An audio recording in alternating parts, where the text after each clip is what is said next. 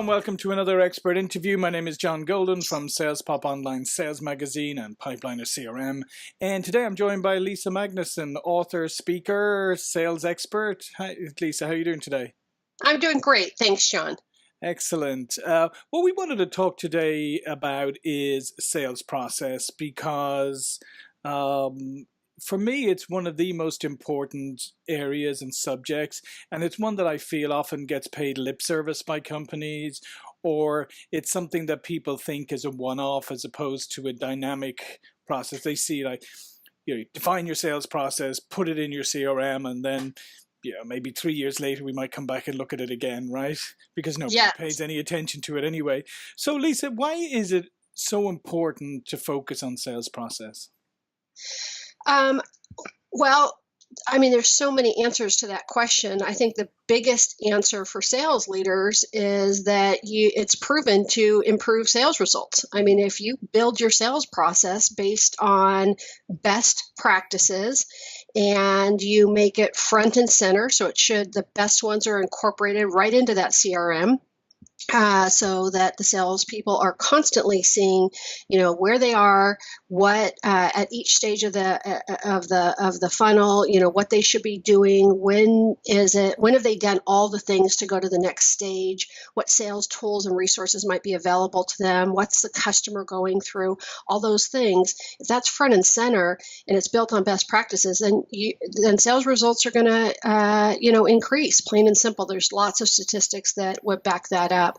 It also makes onboarding of new salespeople much easier because they just fall right in line with those best practices, and they build good habits right from the beginning. And you're going to retain those people because they're going to be more successful. So you don't have the common challenge that sales leaders have of high turnover.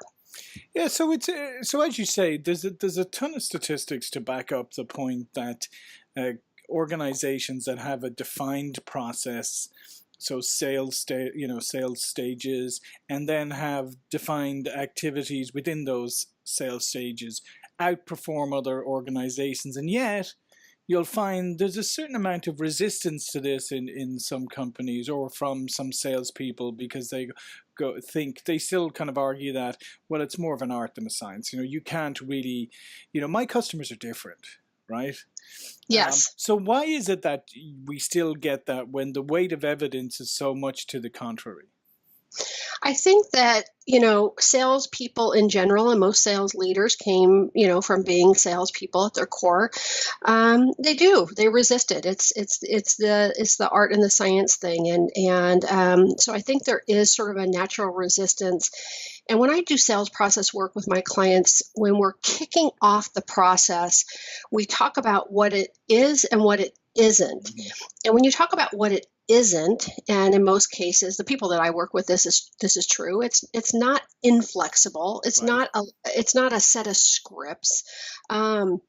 When you kind of talk about those things that it's not a one size fits all, then they can feel more comfortable that they can put their own personalities, their own unique situations. They can integrate those into a framework that is a proven framework. So I think that the key is for leadership to really set the expectations as to, what the sales process is going to do for the sales organization, the benefits, really sell them on that, but also by talking about what it's not, to kind of address their fears and concerns. And if you do that, it's kind of a change management problem. If you do that, both at the beginning and the middle, continually reinforce it, you are going to get compliance, and you're going to start to build the culture that you want to build, which is basically a winning culture built around a process that can be replicated. Yeah, and I think that's an incredibly important point that you raised there about the fact that, sales process, like any process really, is rarely meant to be absolutely black and white where there's no exceptions, because there's always exceptions, right?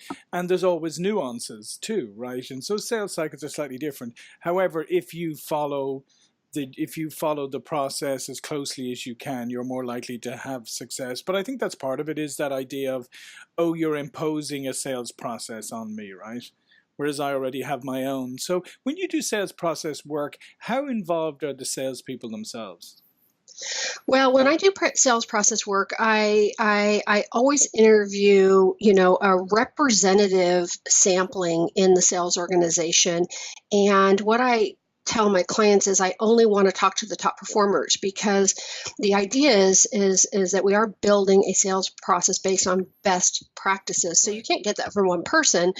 You need a sampling, but you don't really need to talk to the bottom performers.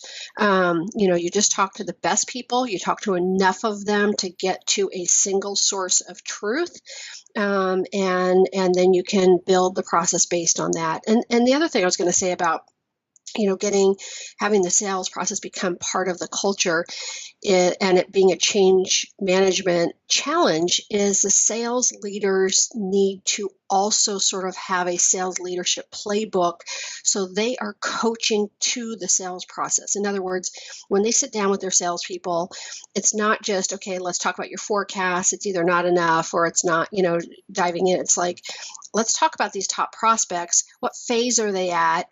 Have you considered these tools and resources? Do you know where is the customer in their buyer's journey? What absolutely are going to be the signals to you that you're ready to go to the next phase? So they're basically coaching to that sales process on a regular basis. And that requires kind of a different playbook for the sales leaders and different training. But if you have those two pieces hand in hand, it really will, get installed properly into a sales organization. Yeah, there's a couple of things that you raised there that I think are interesting points. Is when you go and talk to top performers, I guess sometimes you have to do quite a lot of investigation there, because we have this thing where we have a lot of top performing salespeople who are unconsciously competent, right? They don't, they actually don't know what makes them good, or they can't kind of codify it. So do you often have to sort of do some digging and sort of help them uncover what it is they actually do well? Yeah, that's a great question, because when I do sales process work, I almost view it as detective work Mm, and kind of putting together just the most complex jigsaw puzzle that you've ever worked on, mm, because you only get little tiny pieces. Because you're exactly right. Sometimes many times the top performers, they don't even know what they're doing that makes them top performers. And so, my job is to figure it out, to find out. And, how I usually do that is you can't, in the interviews, you can't ask them about the whole process. I dive into different aspects of the process with different people I'm interviewing, so it doesn't seem so overwhelming to them, and I can dive deep instead of going broad. And then once I have all that, then I have to piece it together, and that's the jigsaw puzzle part of it. mhm. And it always feels to me, as I'm going through, and these things take, months Sure. to do, but as I'm going through it, there's always this point where it's like, oh no, it's not going to happen. I'm not going to finish this puzzle. The pieces aren't matching. We're missing pieces. there's no corner piece. There's no edge piece. But then it always does, and we figure it out. And then there's the whole vetting process. And when you go through the vetting phase of building the sales process, then I do engage, most of the sales organization, if they're huge, not everybody, Mhm. but I'll go to all the performing levels, then not just the top performers, the lower and the mid-level performers too. And that's where they can really add in the vetting process. So I'm not forgetting about those people, but I don't start with them. They Mhm. become the vetting piece of it. And so at the end of the day, it's their sales process. They have their fingerprints on it, and it represents everybody. Everybody feels like they can relate to it. Right. And then you get the managers, going with their piece of it, and it works.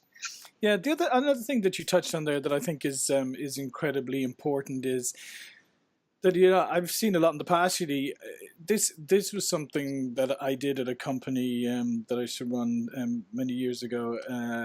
We were redoing our sales process, right? And we had just it was back at Huthwaite, and we had just launched this whole initiative around our products, buyer, because we were teaching people how to sell, buyer Yeah, focused selling yeah. and all of this kind of stuff. And we were going through our sales process, and I sat down and I said, we talk a lot about buyer focus and all this. And I said, but we look at our sales process, It's all about what we do. And we Yeah. were just suddenly looking at each other going, oh my goodness, there's nothing about the buyer in here. So we completely changed our sales process to be, what is the buyer doing, right? And I think that's a mistake a lot of people make in their sales process, because yes, there are things that this salesperson needs to do, but if the buyer's not doing stuff as well, the sales process ain't moving forward, right? Yeah. Yeah. As a matter of fact, I was just working with a client, I don't know, a couple weeks ago, and we're sort of in the middle of that process. We're kind of in the interview stage of the top performers, and so as we were talking about the buyers, what's the buyer doing while you're doing this. Part of it, we went back and changed some of the things on the seller side because of what the buyer was going Right. through, and I really pointed that out to them so they got it. It's like, can you see how? You think you want to be here, but the buyer's here. This is what's important to the buyer here, based on what you told me.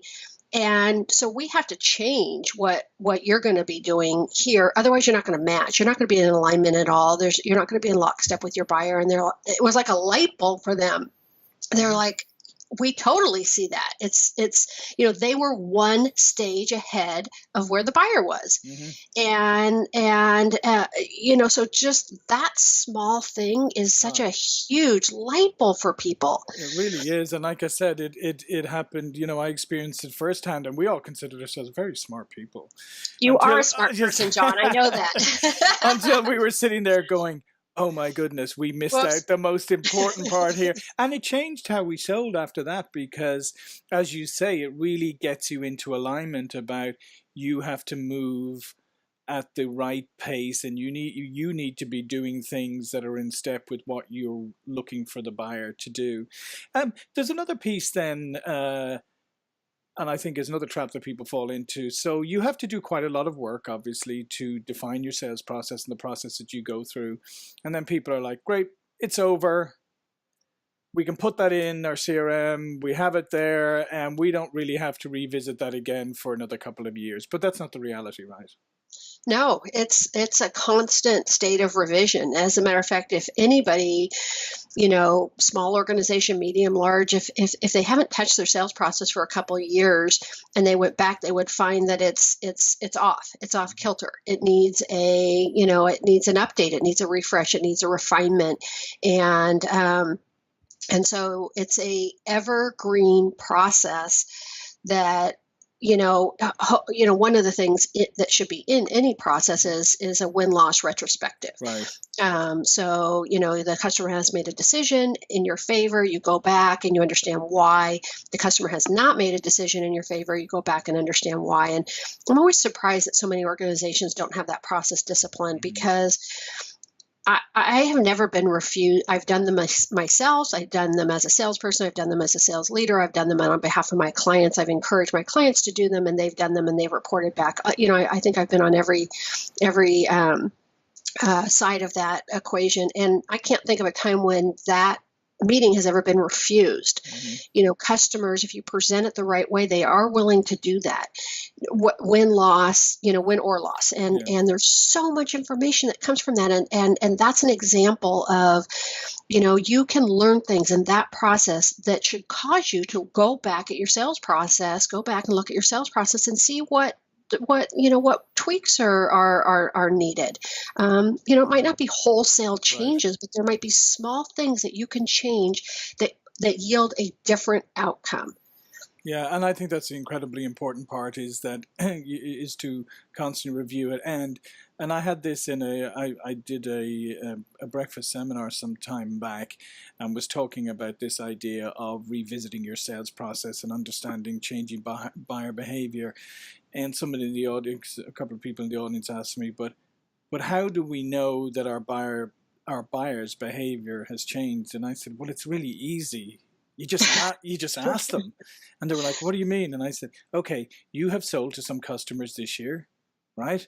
Go back and ask them about their buying process, and actually ask them, say, is it different from the last time you bought from us, or from how you bought in the past? And he said, and they'll tell you. They will tell you. Yeah.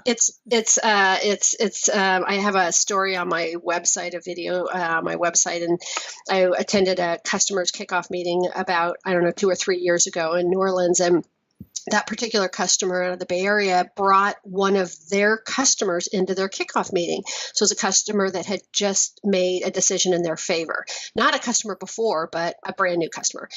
And so you've got this whole room of salespeople, and this brand new customer gets up and starts to talk about all the things that went into the decision. Right. The politics, the internal selling, some of the hurdles that had to be faced, some of the things they considered that were way beyond what the selling team thought were the Right. buying criteria, right? Well, that customer was up on that stage for, I don't know, they allocated like 15 minutes. He was up there for like 25. As far as the sales organization was concerned, he could have been up there 4 hours. They were taking notes. They were engaged. And it was funny. So I had to follow him for my piece of the sales kickoff. But my topic was win-loss retrospectives. And I couldn't have had a better setup because that's the kind of information you get every time. You don't always have your customer on the stage in front of everybody, but they give you that kind of information. It's gold. And I'd like to think that all my customers do it, but I'm always just surprised at how many organizations do not have that as a thing that they do, as part of their core kind of approach for their big losses and big wins. Yeah, why did we get so caught up in trying to move on to the next thing, don't we, that we sometimes overlook the research part? Okay, well, Lisa, I mean, we're bumping up against the end of the time here. So advice for people 2018, look at your sales process again, either just review it, make sure it's still intact, or God forbid, if you haven't touched it in a long time, go and fix it. So Lisa, in the last couple of moments, would you tell the listeners and viewers a little bit more about yourself, about your book that's doing so well right now, and how they can contact you? Yes, thank you, John. So they can contact me, my website, www.toplinesales.com. My book is called The Top Seller Advantage, Powerful Strategies to Build Long-Term Executive Relationships. And I have executive interviews at the end of each chapter. And John, you yourself, are in the book as one of my executive interviews, but it's kind of like a win-loss retrospective. At the end of each chapter, the executives are saying exactly why they would take a call from a salesperson, what would make that meeting valuable, and what would cause them to keep the door open for a second meeting. So the book is doing great, one of my favorite topics, and thank you for having me on the show. Yeah, listen, thank you, Lisa. Lisa Magnuson. My name is John Golden, SalesPOP Online Sales Magazine, Pipeliner CRM. See you for another expert interview very soon. Thank you.